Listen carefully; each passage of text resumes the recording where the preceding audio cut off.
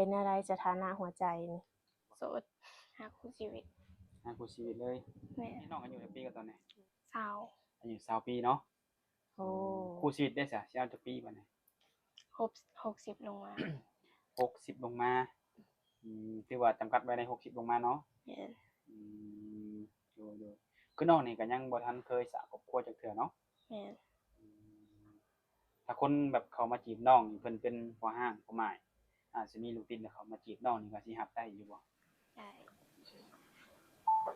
โดยสบายดีนั่งล่ะ สบายดี สบายดีทางน้องสายไหมเนาะหวังว่าหนุ่มๆคือสิจำได้เนาะน้องหลานเนาะโดยอืมว่าโดนเติบเนาะที่ว่าบ่ได้ออกมาถ่ายคลิปให้หนุ่มๆหรือว่า FC เพิ่นได้เบิ่งเนาะแม่นมื้อนี้ก็ถือว่ามีโอกาสเนาะน้องล่ะเป็นอะไรสถานะหัวใจนี่ โสด โสดคือเก่าบ่ แม่น อืมยันว่ามีคู่มีคิงไปได้หายหน้าหายตาไปหล่น บ่มี อืมเป็นอะไรคือว่าบ่มีน้องล่ะบ่ถูกใจ บ่มีคนลม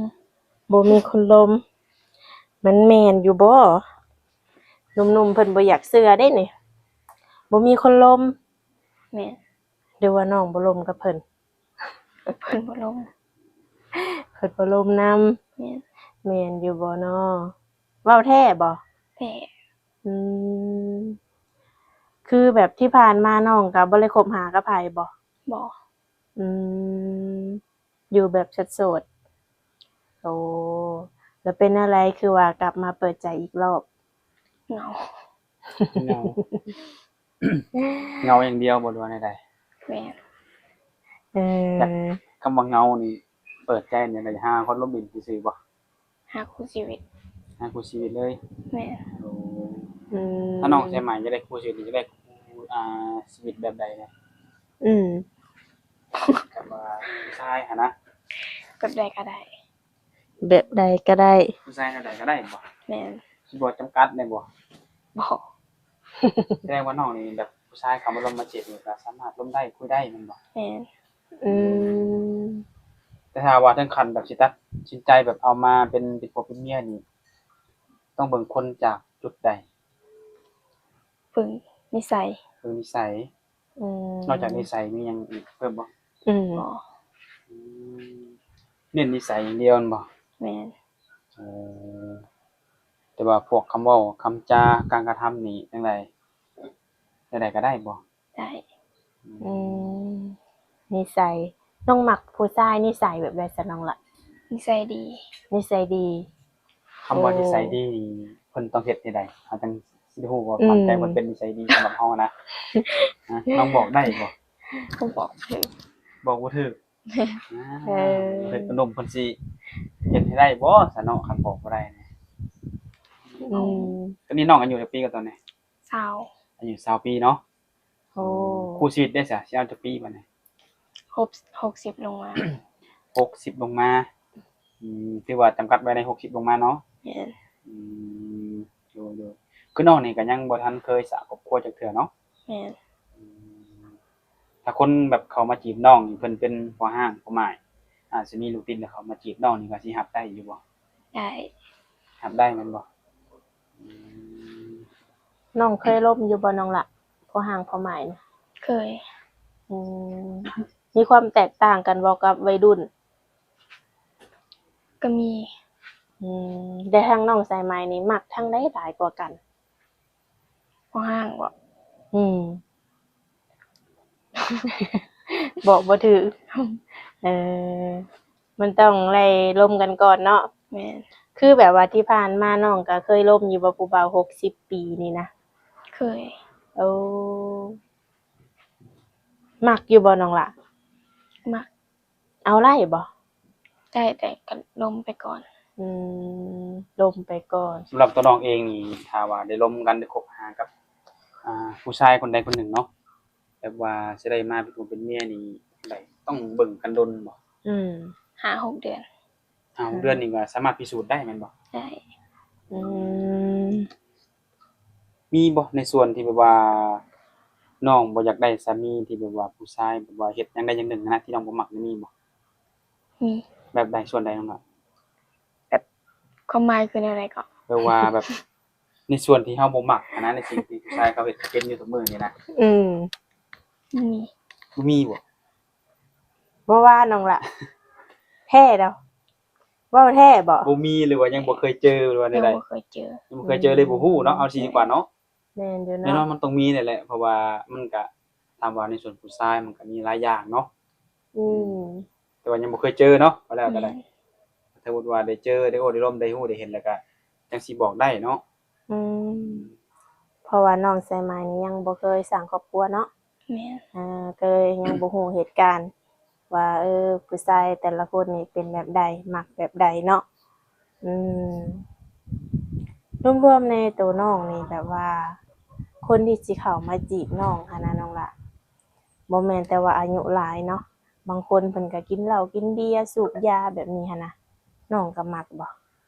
สูบยาบ่ นี่เดี๋ยวมีมาแล้วเด้หัน เห็นบ่ เออ เนาะมันต้องมีนี่แหละในส่วนที่ผู้ชายเขาเห็นเขาเป็นเนาะบางคนก็สูบยาคือน้องนี่บอกว่าบ่มักแล้วมันบ่ อืม กินดื่มกินเบียร์ ได้ ได้เนาะ อืม คนมีลาย ได้ ได้มันบ่ มีหนวดมีเข้าเด้น้องล่ะ ได้อยู่ อันนี้เนาะ ได้อยู่เนาะ คือไปมีจุดหนึ่งตัวนี้ก็คือสูบยาเนาะ โอ้ อันนี้คือบ่มักในประเด็นนี้แหละอืม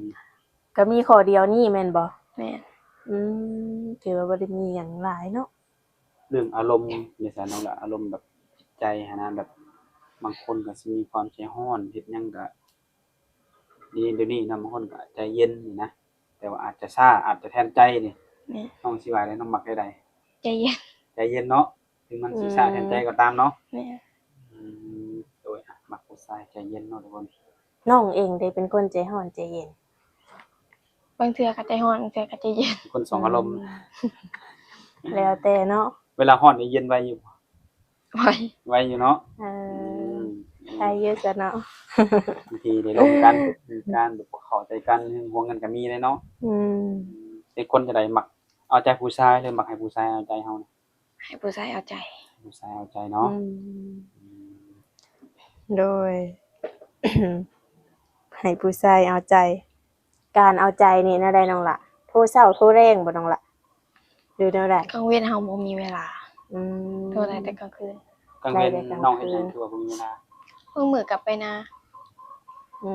มคันไปหน้านี่แม่นบ่สะดวกล่มบ่ แม่น เป็นอะไรยันพอฮู้ลมกับลูกเคย บ่ค่อยมีสัญญาณ โอ้ ติดขัดมีสัญญาณเนาะ อืม เรื่องคนเรื่องให้เรื่องงานไปได้แล้วบัดแล้วมันบ่ แล้วบ่แล้ว อืม ไปเรื่องหาตะเกียวมันบ่ แม่น โอ้ทาง บ่ พ่อเพิ่นก็บ่ได้จมแล้วบ่ อืม บ่ได้เช่าลูกเคยเฮ็ดนาซอยนะ บ่ แม่นแล้ว ถ้าลูกสาวผู้นี้สิ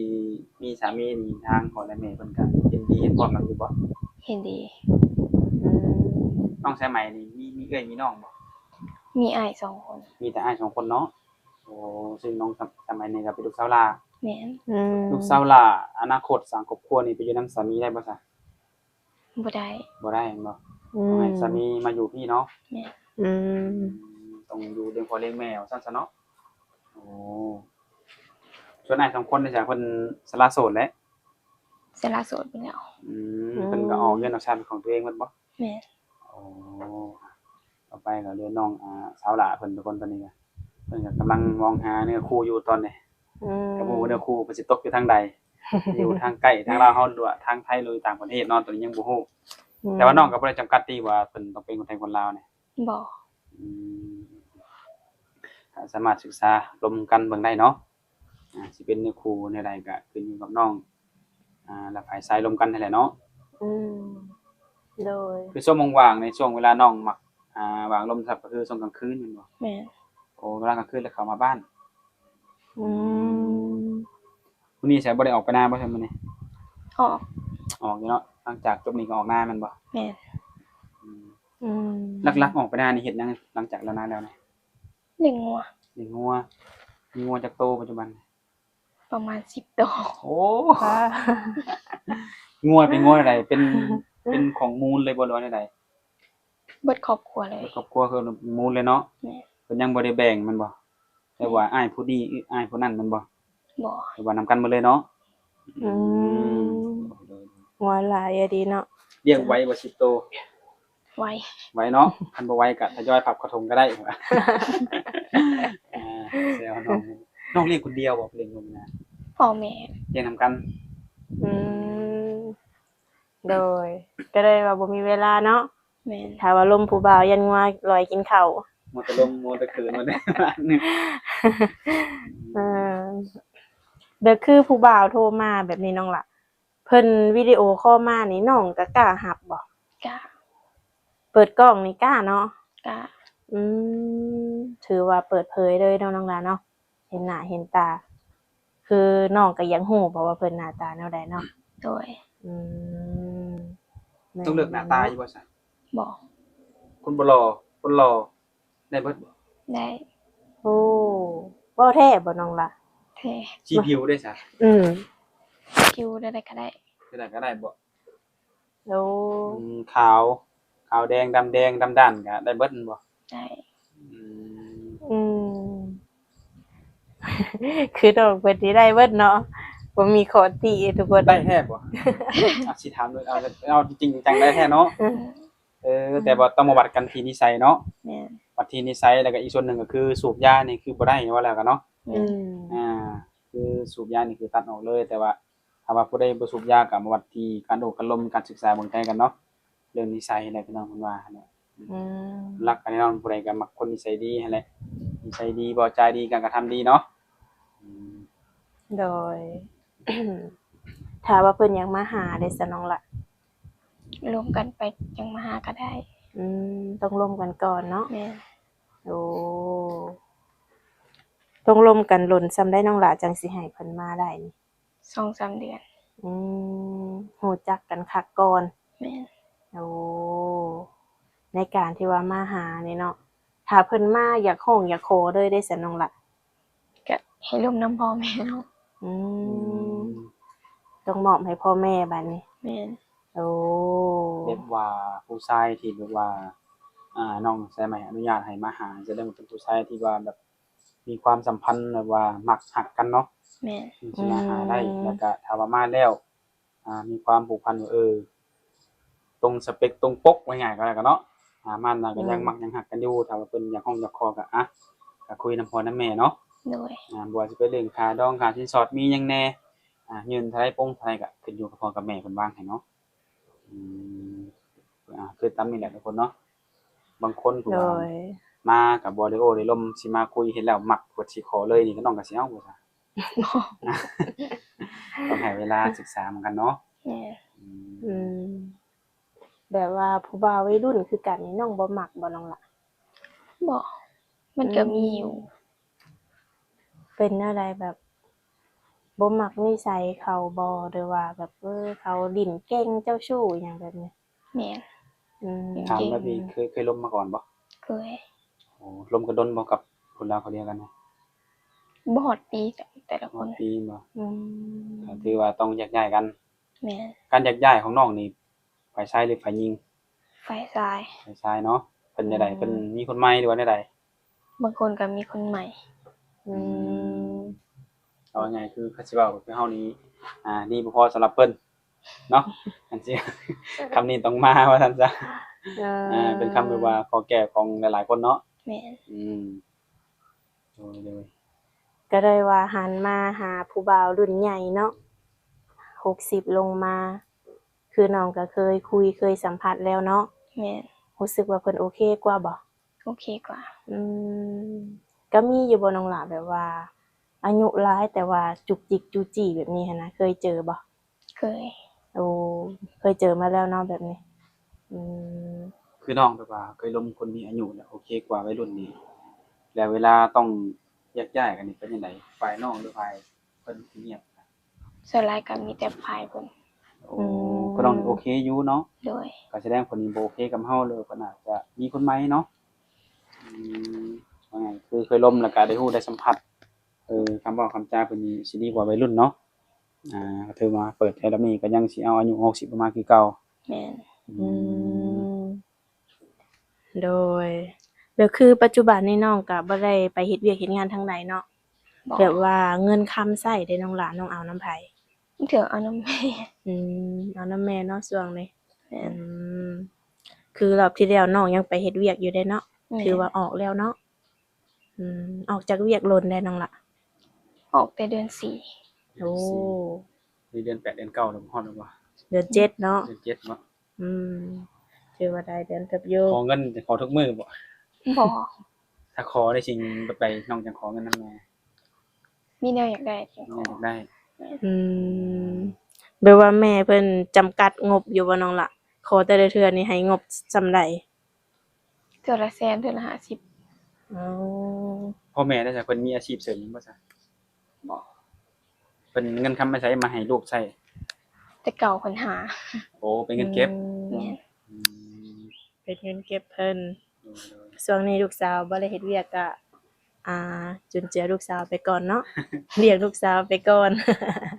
แล้วน้องนี่คิดสิไปเฮ็ดเวียกต่ออีกบ่ ก็อยากไปแต่ว่าโรงงานตัวที่เคยเฮ็ดมันเจ๊ง โอ้บ่เฮ็ดเนี่ยมันถึงปิดกิจการลง อืมไปไทยบ่น้องละรอบนี้ บ่ฮู้คือกันยังบ่ได้เฮ็ดบัตร บัตรก็บ่มีเนาะครับว่าสิไปไทย แบบนี้ต้องมีผู้บ่าวอยู่ฝั่งไทยก่อนเนาะ จังสบายเด้ ให้เพิ่นหาเวียกหางานให้ ก็ถือว่ามื้อนี้ก็มาเปิดใจอีกรอบเนาะน้องหลานเนาะก็มีแต่ว่าให้สมรักสมหวังเนาะ โดย ให้ได้ผู้ชายตามที่ว่าใจปรารถนาเนาะน้องละมีอยู่บ่อยากเจอผู้ชายแบบใด คิดไว้ในใจนี่ บ่ โอ้บ่ได้คิดเลย ว่า บ่ อืม มีแต่ว่าให้เบิ่งกันเบิ่งมื้อนี้เบิ่งมื้ออื่นเบิ่งมื้อเช้าเบิ่งมื้อแลงเนาะรวมกันสิได้ฮู้ว่าคนที่เขามาล้มอันนี้เขาหวังดีกับเฮาบ่จริงใจกับเฮาบ่เนาะหรือว่าเขามาเห็นเฮาเป็นทางผ่านหรือบ่นี่ก็ต้องเบิ่งกันวัดกันในจุดนี้แหละเนาะ โดย โดย คือน้องเพิ่นว่าได้ว่าสิเป็นหน้าตาสีผิวอิหยังก็เพิ่นก็บ่ได้จำกัดเพิ่นบ่มักแต่ว่าผู้ชายสูบยาเนาะ แม่น นั่นแหละหลักๆคือนิสัยดีก็จะครอบซั่นแหละทุกคนเนาะก็ตามนั้นแหละ โดย ก่อนปิดท้ายนี่จังไดข้อมูลทางติดต่อของน้องได้ซะ ลาย ไลน์อย่างเดียวบ่ ได้เก่าลายใหม่น้องละ ลายใหม่ โอ้ลายใหม่แล้วเนาะอืม นั่นแหละทุกคนเนาะสนใจทางน้องแซมไหมติดต่อทางไลน์ได้อย่างเดียวทุกคนเนาะทางอื่นแม่นบ่ได้แม่นบ่ แม่น อืมโดยก็โอเคเนาะตามนี้เนาะน้องละเนาะ โดย ให้น้องไปเวียกไปงานหรือว่าไปหาเลี้ยงงัวเนาะ โดยสวัสดีน้องละ สบายดี ดี